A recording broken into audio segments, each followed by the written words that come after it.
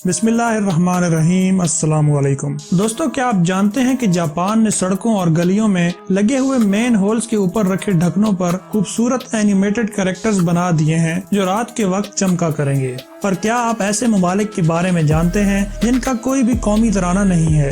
आज की वीडियो में आप ऐसे ही इल्मी और हैरान कर देने वाले अजीबो गरीब फैक्ट जानकर दंग रह जाने वाले हैं। मैं हूं मुमताज नियाजी और आप देख रहे हैं top facts and ideas.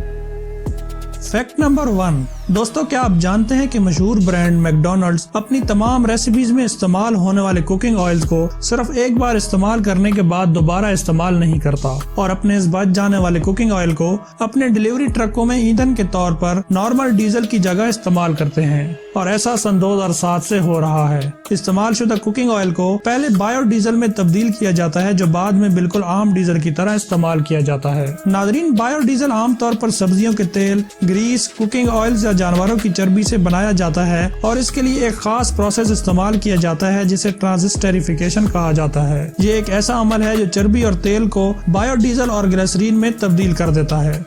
Fact number 2, नाजरीन 6 अगस्त सन 1945 की खौफनाक दिन के बारे में आप जरूर जानते होंगे जब दुनिया का सबसे पहला एटम बम जापान के शहरों हिरोशिमा और नागासाकी पर गिराया गया था और लातादाद लोगों को लुकमा अजल बना दिया गया था। लेकिन क्या आप जानते हैं कि अमेरिकन आर्मी ने जापान पर एटम बम हमला से पहले जापान के मुख्तलिफ शहरियों को भागने की ताकीद करते हुए जापान के बहुत से शहरों पर पैम्फलेट्स यानी किताबचे गिराए थे। इन पैम्फलेट्स में वाज़े तौर पर कहा गया था कि हमारा निशाना फौजी तनसीबात, वर्कशॉप्स या फैक्ट्रियां हैं, ना कि जापानी अवाम। और साथ में ये भी वाज़े तौर पर लिखा था कि हम ये वादा नहीं करते कि हम कौन से शहर पर एटमी हमला करेंगे। लेकिन यहाँ ये बात काबिल जिक्र है कि वो शहर जो इन बमों के ज़ेरे असर आए थे इन्हें कभी भी कोई खास इंतबाह नहीं की गई थी। लिहाजा 6 अगस्त सन 1945 की सुबह जापान के शहरों को निशाना बनाया गया। इस हमला में इस्तेमाल होने वाले एटम बम का रेडियस 8 किलोमीटर था और बम से निकलने वाले धुएं के बादल 14,000 मीटर बुलंद थे और इसके नतीजे में कुछ ही मिनटों में 80,000 अफराद हलाक हुए थे, जबकि अगले 4 महीनों में एटम बम के असरात की वजह से ये तादाद 2,10,000 तक पहुंच गई थी। फैक्ट नंबर 3, नाजरीन इतना तो हम जानते हैं कि कौमी तराना किसी भी मुल्क की पहचान होता है, लेकिन दुनिया में कुछ ममालिक ऐसे भी हैं जिनके कौमी तराने तो हैं मगर इनमें कोई अल्फाज नहीं है। अब आप कहेंगे कि इस बात का क्या मतलब है? मतलब ये है कि इन ममालिक में कौमी तराना गाने की बजाय सिर्फ उसकी धुन को बजाया जाता है। दूसरे अल्फाज में आप कह सकते हैं कि इन ममालिक के तरानों का म्यूजिक तो है मगर सरकारी तौर पर इनमें किसी भी किस्म के अल्फाज का इस्तेमाल नहीं किया गया। इन ममालिक में स्पेन, जनूब मशरकी यूरोपियन ममालिक बोस्निया और कोसोवो, जबकि जनूबी यूरोपियन मुल्क सैन मैरिनो शामिल हैं। नाज़रीन, स्पेन के कौमी तराने का नाम मार्चा रियल, बोस्निया के कौमी तराने का नाम इंटरमिको, जबकि सैन मैरिनो के कौमी तराने का नाम इनो नाज़ियानोल और कोसोवो के कौमी तराने का नाम यूरोप है। फैक्ट नंबर 4, नाजरीन तस्वीर में दिखाया गया टेंजानाइट नामी एक नायाब कीमती पत्थर है जिसे लोग मुख्तलिफ चीजों में इस्तेमाल करते हैं। ये पत्थर वैसा ही कीमती है जिस तरह दूसरे पत्थर होते हैं। इस पत्थर की एक खास बात आपको बताता चलूं कि ये पत्थर सिर्फ और सिर्फ आपको अफ्रीका के तंजानिया नामी मुल्क के मीरारानी नामी पहाड़ी इलाके में 7 किलोमीटर लंबे और 2 किलोमीटर चौड़े माइनिंग एरिया में मिलेगा। इसके अलावा ये दुनिया में कहीं नहीं पाया जाता। ये पत्थर ज्यादातर नीले रंग में पाया जाता है मगर रोशनी के मुख्तलिफ एंगल्स की बदौलत ये मुख्तलिफ रंगों में भी देखा जा सकता है। आमतौर पर ये ब्लू, वायलेट और बरगंडी कलर्स में मिलता है। नाज़रीन, ये फैक्ट बताने का मकसद ये था कि आपको मालूम हो सके कि कुछ नायाब पत्थर हमारी जमीन में हर जगह नहीं पाए जाते बल्कि उनके मिलने की भी कुछ खास जगह होती हैं। इसका साइंटिफिक नेम ब्लू वायलेट जोएसाइट था जो बाद में तब्दील करके टेंजानाइट रख दिया गया।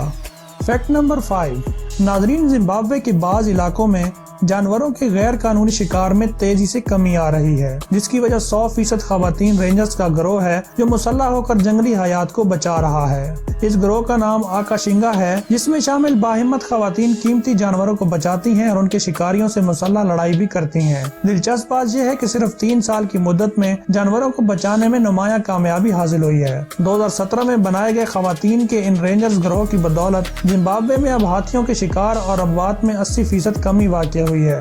इस गिरोह को आकाशिंगा का नाम दिया गया है जो मकामी शूना जबान का लफ्ज है और इसका मतलब है बहादुर। नाजरीन, 12 अगस्त को हाथियों के आलमी दिन पर नेशनल نیشنل جیوگرافک چینل نے اس موضوع پر ایک مختصر فلم بھی بنائی ہے جس میں خواتین کو دوران تربیت کہا جا رہا ہے کہ اس مشن میں ان کی جان بھی جا سکتی ہے کیونکہ غیر قانونی شکاری پیشہ ور مجرم ہوتے ہیں اور ان کی اور جانوروں کے درمیان جو بھی آتا ہے اسے نشانہ بننا پڑتا ہے۔ ناظرین، اس گروہ میں شامل خواتین 115 مربع کلومیٹر جنگل کا جائزہ لیتی ہیں۔ اس علاقے میں وائلڈ لائف کے علاوہ شیر اور گینڈے بھی پائے جاتے ہیں، تاہم ہاتھیوں کی تعداد 85,000 کے لگ بھگ ہے۔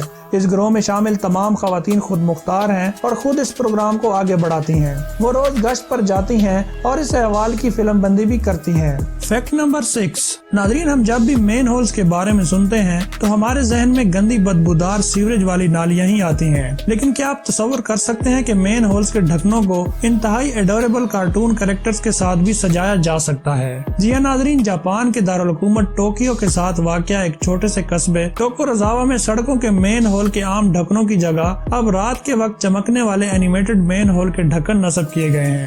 شہر میں نصب کیے جانے والے ان اینیمیٹڈ مین ہول کے ڈھکنوں پر معروف اینیمیشن سیریز کے کریکٹرز بنے ہوئے ہیں۔ ان اینیمیٹڈ ڈھکنوں پر سولر پاور LED لائٹس لگی ہوئی ہے جو رات کے وقت چمکتی ہے، جبکہ انہیں جاپان کے پہلے LED لائٹ والے مین ہول کے ڈھکن کہا جا رہا ہے۔ شہر کے سیوریج سسٹم کے ترجمان کا کہنا ہے کہ امید ہے کہ ان اینیمیٹڈ ڈھکنوں کی وجہ سے یہاں رات کے وقت ہونے والے جرائم میں کمی آ سکتی ہے، جبکہ لوگوں کی جانب سے ان اینیمیٹڈ مین ہولز کے ڈھکنوں کے آئیڈیاز کو خوب سراہا جا رہا ہے جو رات کے وقت سڑکوں کی رونق بھی بڑھا رہے ہیں۔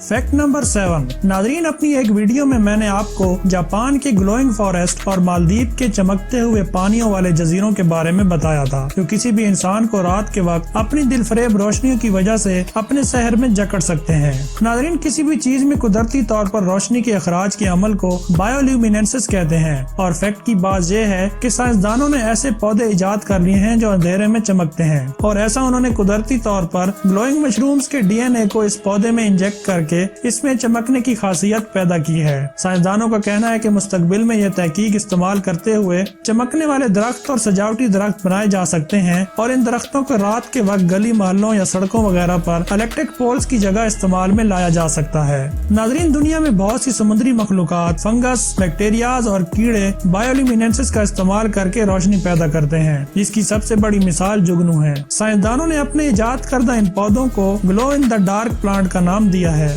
Fact number 8۔ ناظرین، اگر آپ کو کہیں سے اچانک مچھلی کی جیسی بدبو آنا شروع ہو جائے تو اسے جلدی سے جج نہ کریں، یہ کسی ایسے شخص سے بھی آ سکتی ہے جو اس غیر معمولی بیماری کا شکار ہو۔ جی ہاں ناظرین، دنیا میں ایک ایسی غیر معمولی اور انوکھی بیماری بھی پائی جاتی ہے جس میں انسان کے جسم سے مچھلی کی طرح گندی بدبو آتی رہتی ہے۔ اس بیماری کو فش اوڈور سنڈروم کہا جاتا ہے۔ ناظرین، ہماری چھوٹی آنت میں خوراک کو ہضم کرنے والے بیکٹیریاز پائے جاتے ہیں جو خوراک میں موجود فاسد مادوں کو قابل استعمال مادوں سے الگ کرتے ہیں۔ ان فاسد مادوں کو ٹرائی میتھل امین کہتے ہیں۔ کیونکہ یہ فاسد مادے ہوتے ہیں اس لیے یہ پیشاب کے ساتھ جسم سے خارج ہو جاتے ہیں، لیکن فش اوڈر سنڈروم میں مبتلا شخص کے جسم میں یہ عمل پراپرلی نہیں ہو پا رہا ہوتا، اس لیے یہ مادے جسم میں جمع ہوتے رہتے ہیں، جس کے نتیجے میں مریض کے جسم کی بدبو بہت زیادہ ہو جاتی ہے اور یہ پسینے، سانس اور یورین کے ذریعے خارج ہوتی رہتی ہے۔ Fact number 9۔ ناظرین، عالمی وبا کورونا وائرس کی وجہ سے دنیا بھر میں تمام لوگوں نے ایک نیا طرز زندگی اپنا لیا ہے، جس میں ماسک اور سینیٹائزر کو